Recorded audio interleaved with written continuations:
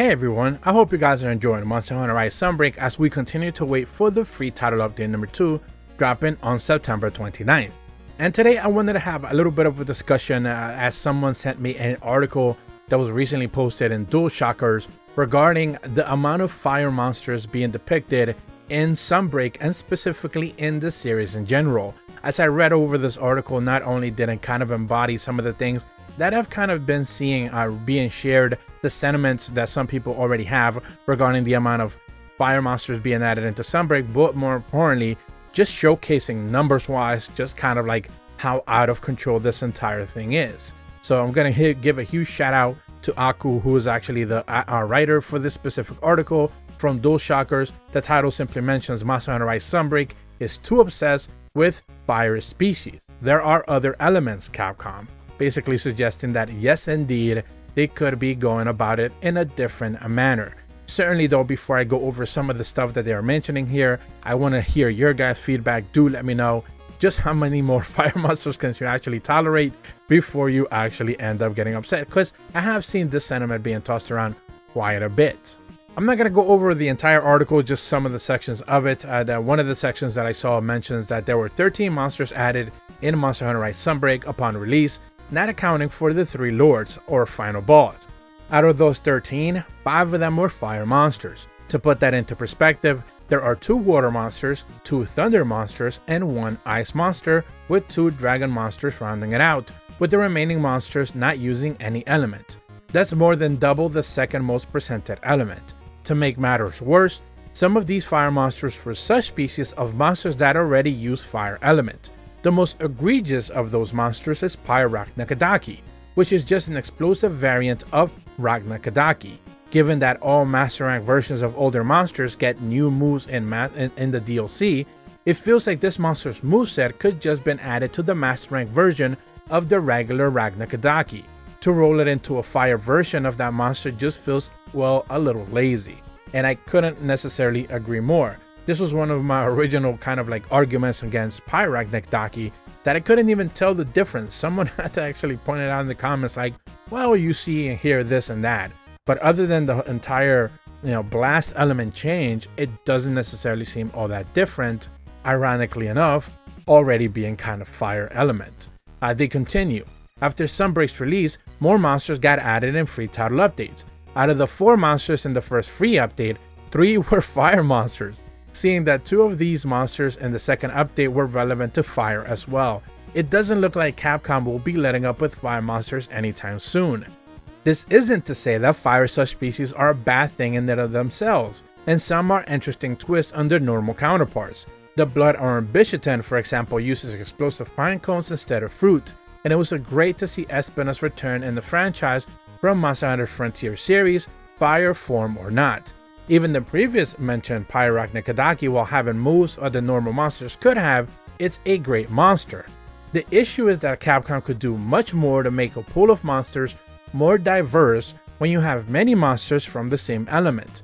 The game plan for the monsters tends to be the same because they usually have similar weaknesses, which in turn makes the hunting experience much more repetitive. In the case of fire monsters, their weakness tends to be water. In order to beat the monsters optimally, you'll have to stick with the armors that resist fire and your water weapons. Because the developers continue to add more fire monsters, you'll have to use this set a lot more than the others, which makes the overall game plan of hunting those monsters rather repetitive. To recap on the current pool of monsters in Sunbreak, out of 20 total monsters, 10 are fire based. Capcom could have balanced things a bit differently, and Allmother could have been reworked into an ice monster rather than fire monster. The Pyraknakadaki could have been a monster that utilizes paralysis and is threats. The Violent Mitsuzune could have been anything except fire because thanks to the Apex version being in the game already, it didn't need it. The subspecies in particular could have been made with more variety to avoid the issue, and that is 100% spot on. That is kind of like the reason why I kind of wanted to make this video, because they kind of like solidified the entire argument that I've seen in the community going on. I posted a couple of tweets even about how Apex Mizu was kind of like already there in the game, already utilizing fire, but then Capcom decided to just make another version of the same one with Violet Mizu, and it ultimately doesn't necessarily seem to add all that much. Now, does it have new moves? Yes, technically, but ultimately it just feels like they're just kind of like repurposing old Apex monsters to kind of like bring them back into the fold.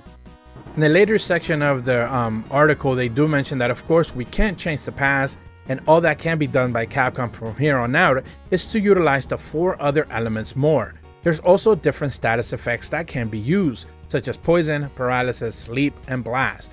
Using those elements and statuses when creating new monsters or adding the elements monsters would help balance out the cast. For example, the game could really use more ice monsters such as Gammoth and Samtrios. There can also be other monsters that prioritize status effects such as Brachydios, Blast Slime, and Malfestio's Sleep Rays. God, please. Malfestio and Sunbreak is something that I've talked about multiple times. So if they actually did that, which I know they won't, but if they did, wow, that would be so fantastic. There are a lot more monsters that can be added that don't need to be fire. The roadmap for Sunbreak currently extends to 2023, which everything that year remains is a mystery. The late November update hasn't necessarily been specified either, so there is hope that Capcom may yet address this imbalance in the future updates. Monster Hunter Rise Sunbreak has really potential to expand the world's monsters as we know it and give hunters an interesting experience. The potential isn't being realized when all they focus on is adding 4 more fire monsters without giving the others chance to shine.